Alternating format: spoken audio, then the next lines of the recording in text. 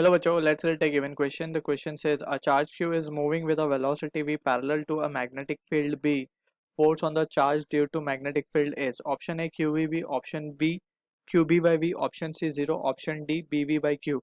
So, सबसे पहले we need to understand about the magnetic force. So, magnetic force लगती कब है? When a charge particle is moving under the magnetic field. So, उसके ऊपर force लगती है, that is magnetic force, that is given by F bar equals to Q V bar cross B bar, right? अब यहाँ पे we need to also understand कि तीन cases possible है. First is when the velocity vector of the charge is perpendicular to the magnetic field. ठीक. Second condition में velocity vector is parallel to magnetic field and third condition में velocity vector is inclined to the magnetic field. So तीनों ही cases के अलग अलग means situations हैं. So in this particular question हमसे पूछा गया कि वेलोसिटी वेक्टर जो है पैरेलल है मैग्नेटिक फील्ड को. ठीक है ना. सो यहाँ पे अगर we need to also understand कि ये जो फील्ड की बात हो रही है that is the uniform magnetic field and also we know के इन तीनों क्वांटिटीज में से जैसे क्यू वी बी में से अगर तीनों में से कोई भी एक क्वांटिटी जैसे क्यू तो जीरो हो नहीं सकता, वेलोसिटी जीरो हो जाए तो फोर्स जीरो हो जाएगा, बी जीरो हो जाए तो फोर्स जीरो हो जाएगा. एंड ऑल्सो हम देख सकते हैं यहाँ पे कि जो मैग्नेटिक फोर्स है इसका जो डायरेक्शन है we can calculate using v cross B. ठीक है ना. वी क्रॉस बी करने से हमें क्या मिल जाएगा? मैग्नेटिक फील्ड मैग्नेटिक फोर्स का डायरेक्शन मिल जाएगा. Either we can use V cross B और हम राइट हैंड पाम रूल भी यूज कर सकते हैं to get the direction right hand palm rule.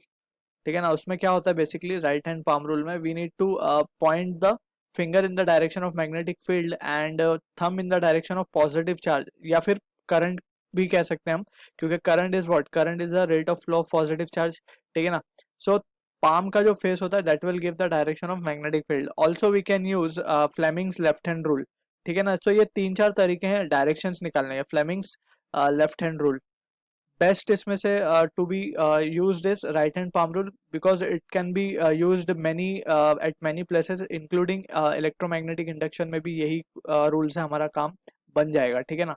So Fleming left hand rule भी सेम काम के लिए यूज होता है बट इजी और लॉन्ग टर्म में यूज के लिए we can go for right hand palm rule. ठीक है.